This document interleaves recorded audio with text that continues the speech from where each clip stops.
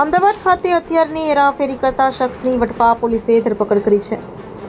મહિને માંડ 15 થી 20,000 રૂપિયા કમાનાર યુવક હુસેન ઉર્ફે શૂટર શેખે રાતોરાત લખપતિ બનવા માટે હથિયારની હેરાફેરીનું કામ શરૂ કર્યું.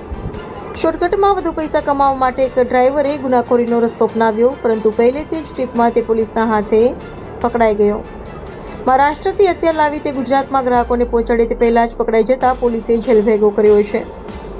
વટવા પોલીસે બાતમીના આધારે એસપી રિંગ રોડ પર રોકડા પાસેથી આવતા યુવકની ધરપકડ કરી છે.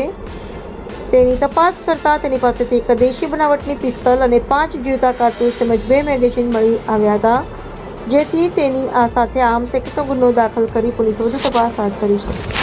એવું હતું કે ગઈકાલે તારીખ 31/7ના રોજ અમોને એક બાતમી મળેલી કે વટવા પોલીસ સ્ટેશનના હદ વિસ્તારની અંદર રોકડા એક ચેકપોસ્ટ છે. ત્યાં ચેકપોસ્ટ પાસે ફરજ પરના અમારા કર્મચારી છે તેમને બાતમી મળેલી રમેશભાઈને કે કોઈ એક કિસમ છે એ વેપન લઈને આવવાનું છે.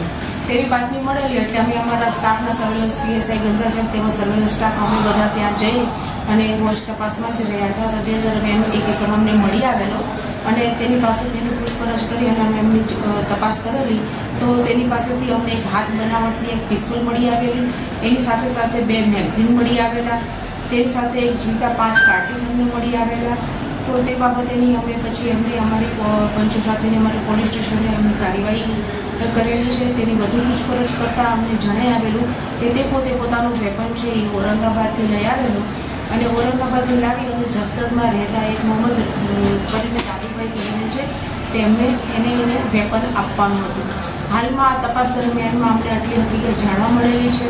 વધુ તપાસ માટે અમારી અત્યારે હાલ બી કાર્યવાહી ચાલુ છે. તે બાબતેની અમે અમારા જે ઈગુજ પ્રોગ્રામ અને અમારી જે બધી હોય છે એની અંદર તપાસ કરેલી છે. તે મૂળ ભાવનગરનો રહેવાસી છે. આરોપી જે છે આરોપીનું નામ છે હુસેન. એ હુસેન બાબતેની તપાસ કરી તો હાલ એના ઉપર કોઈ ગુના દાખલ થયેલા નથી. એને ખબર નથી. એમાં ઔરંગાબાદમાં રહેતા એનો ભાઈબંધ છે જેનું નામ છે શાહરૂખ.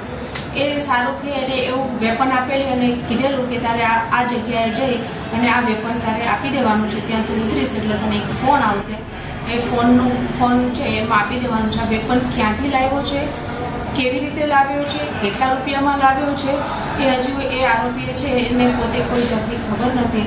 એટલે વધુ તપાસ માટે આપણે શાહરૂખ જે છે એ શાહરૂખની પૂછપરછ કરશું તો આપણને જાણવા મળશે કે કેટલા રૂપિયામાં લાવ્યો હતો અને આ જે દાદુને આપવાનું હતું મોહમ્મદ કરીને દાદુને, તો એ દાદુએ શું કામ વેપન મંગાવ્યું હતું, કયા પર્પઝથી મંગાવ્યું હતું, આની પાછળનો આશ્રય શું છે, આ વેપન ખરેખર આ બાબતેનું કોઈ થયું છે તો એ બાબતેની પણ તજવીજ અને પૂછપરછ અને તપાસ હાલ અમારી ચાલુ છે.